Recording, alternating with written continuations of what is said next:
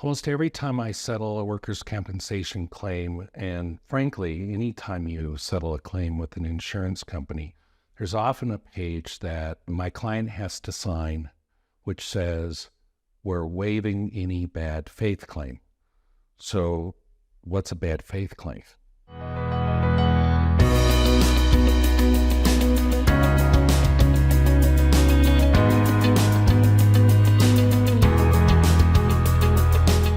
Hi, everyone. This is Britton Morrell with Kaplan. We've been helping injured and disabled workers in Colorado since 1997, and we would love to help you. Please like, subscribe, give us a call, give us a comment below. We would love for you to be part of our community. So let's discuss a term that pops up every now and then in work injuries or personal injuries, even home ownership claims, car claims, and that is insurance good faith.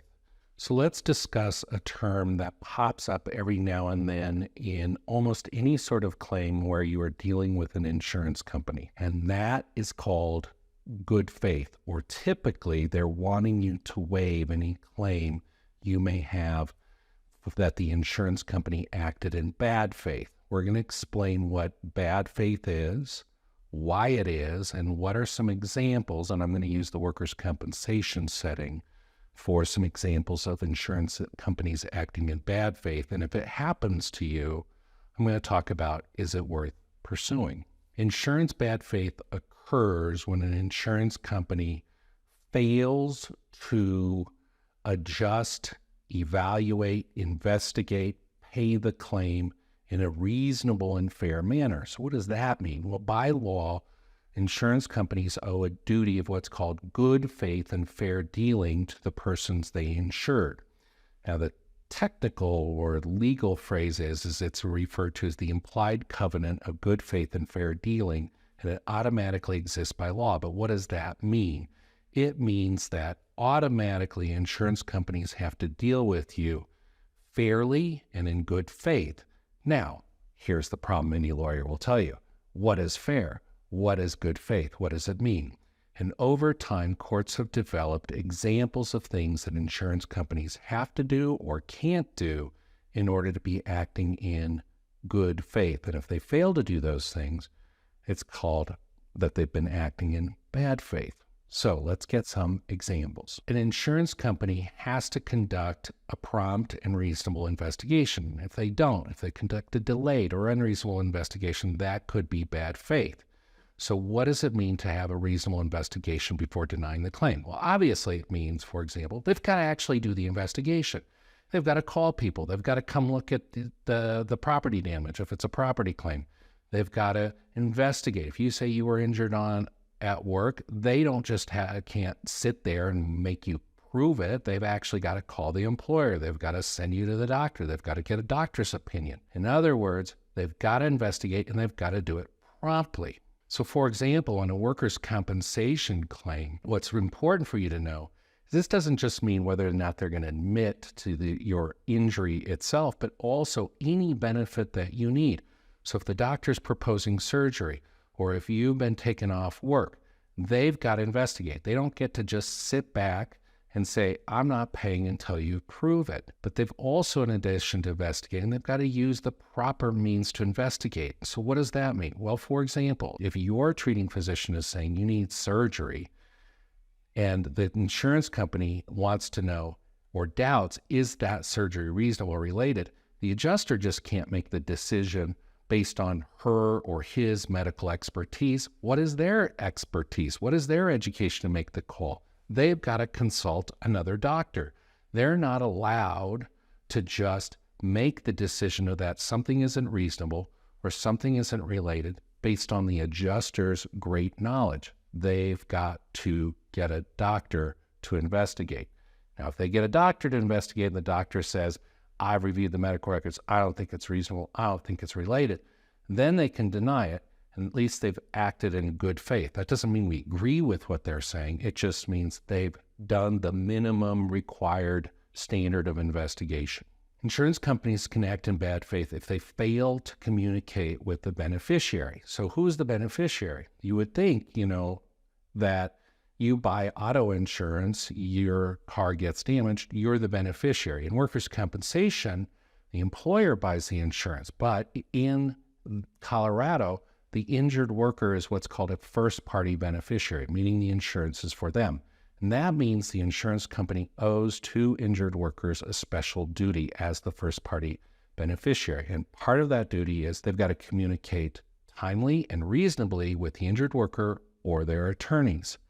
Now, in workers' compensation, the state has imposed many time limits that insurance companies have to admit or deny or pay benefits. And if they don't follow those timelines, you can go after them for penalties. It may or may not be also bad faith for them, for example, to just ignore your claim for a surgery, just ignore a treating physician's request for surgery. If they do that and they get it and they don't even communicate, that could be an example of bad faith. Misrepresentation or fraud. Now this kind of, you think, well, of course you can't engage in fraud. It's also an act of bad faith on the insurance company. But the misrepresentation is kind of an interesting thing. An insurance company might engage in misrepresentation or fraud by misrepresenting the terms of the law to the injured worker. For example, if you have to take time off work to attend doctor's appointments and you lose wages because of that, you have a right to those lost wage benefits. But if you call the insurance company and the adjuster says, oh, work comp doesn't cover that, that's absolutely false. That would be, in my opinion, misrepresentation.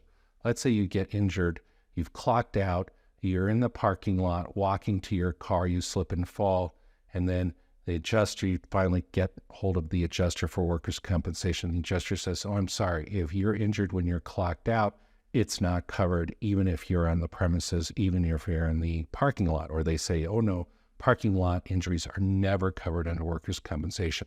That is a misrepresentation of the law. Now, it's important to understand and to appreciate that simply what we call a good faith interpretation, because there's lots about the law where I may interpret it one way, another lawyer may interpret it another way. And those things, those differences in opinion aren't just misrepresentation, they're honest differences of legal opinion. That isn't bad faith.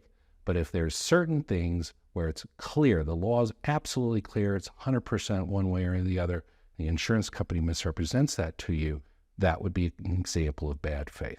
Unreasonable delay in paying or providing benefits. Again, if they do that, it's bad faith. So what is an unreasonable delay in paying benefits? Remember, there can be a delay in paying benefits. If it's reasonable, it's not bad faith. So if the workers' compensation carrier simply refuses to authorize medical care or pay lost wage benefits, then that can be considered bad faith. But understand what is and is not bad faith. Differences in opinion of law. Hey, I don't think you're entitled to that. We think you're responsible for your termination.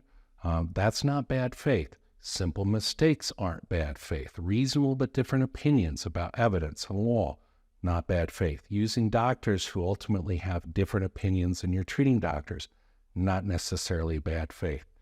They've got to do the investigation, and they can't just deny benefits without a reason to do so. So, if there is bad faith in your claim, what does that mean? Can you sue? And the answer is yeah, maybe. You have to prove that the bad faith caused damages to you, then that the damages were large enough to justify the costs and legal fees it's going to take to go to court.